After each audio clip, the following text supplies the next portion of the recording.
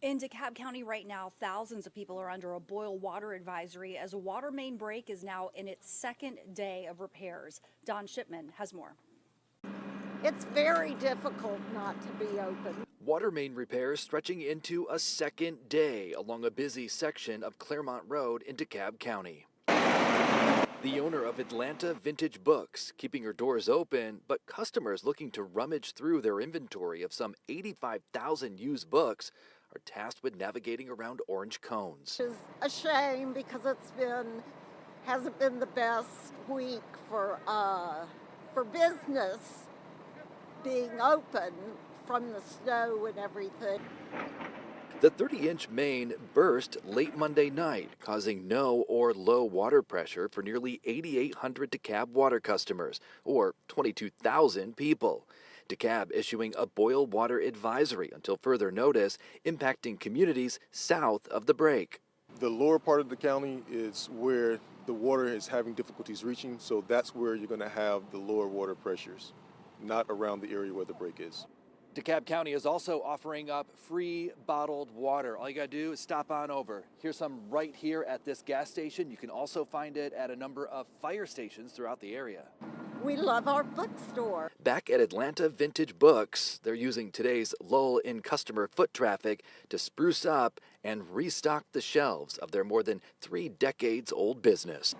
We're going to stay open.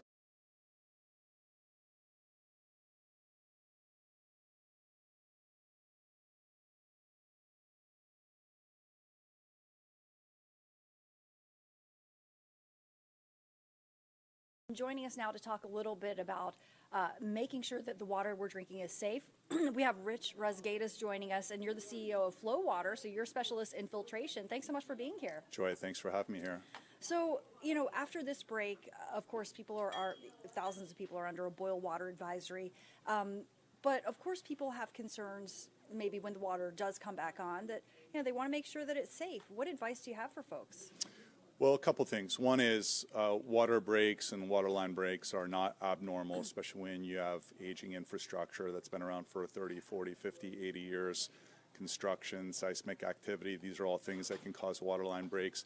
The thing that you worry about most with water line breaks, and the boil ban is in place or the boil advisory is in place because of things like E. coli and other bacteria that can be really hazardous.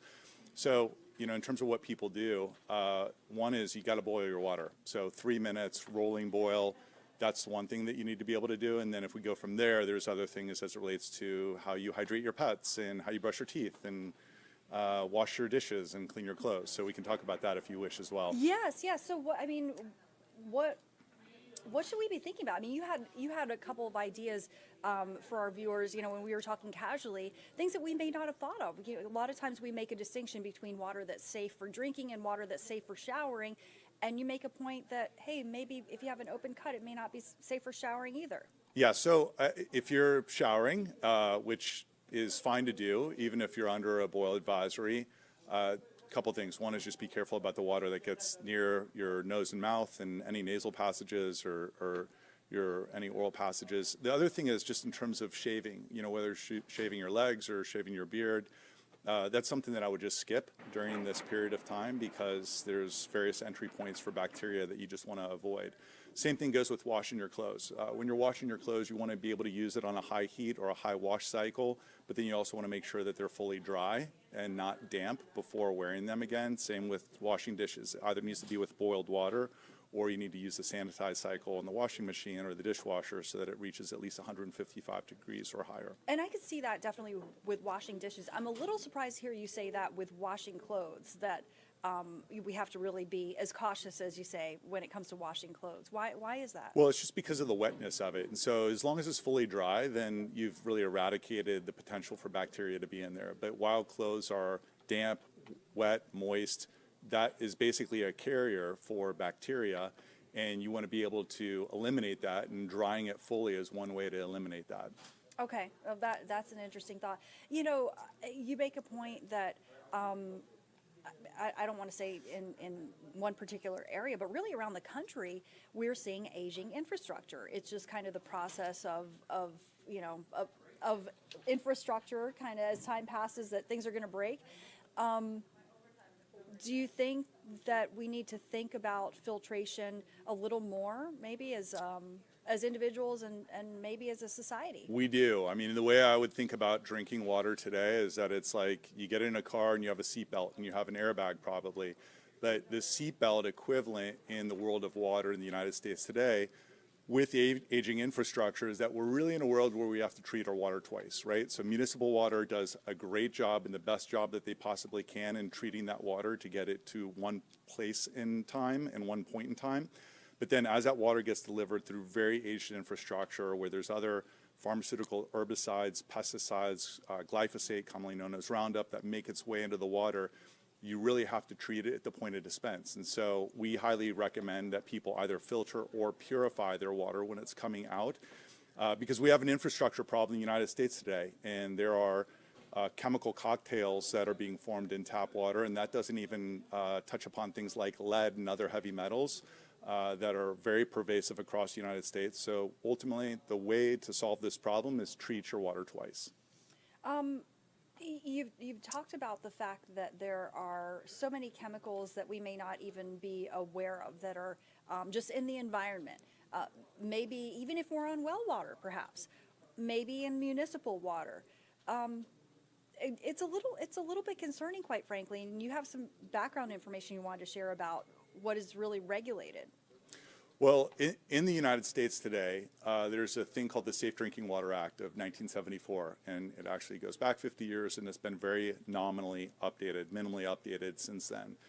And there are 94 contaminants that are regulated by the Safe Drinking Water Act of 1974. And many would argue that they're not even quite to the standard that American Academy of Pediatrics would actually ascribe to as it relates to lead, for example.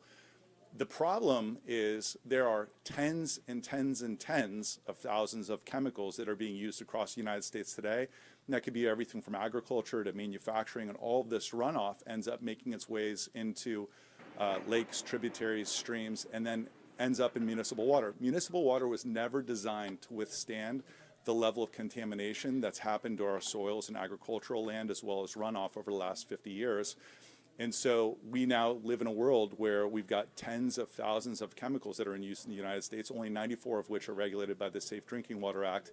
So that's yet another reason why you really have to kind of take the seatbelt in your own hands, metaphorically speaking, snap it in, and you got to do that by filtering or purifying your water. Some people often think, well, I should just drink bottled water, but that has other problems as it relates to microplastics, nanoplastics. So that's not actually the solution. The solution is really filter and purify your tap water. Oh, interesting. So microplastics and okay, I'd like to hear a little more about that to tell you the truth, because I drink a lot of bottled water. Well, a lot of people do, and so there's worldwide there are 1 million bottles a minute, single-use plastic water bottles that are consumed every minute. And one of the things that people don't realize is that most of it doesn't make its way into recycling, and even if it gets put in the recycling bin, about 90% of it doesn't make its way through reclamation. And so unfortunately, so yes, everyone should recycle. The reality is it probably doesn't matter that much if you throw it in the blue bin. That's tragic.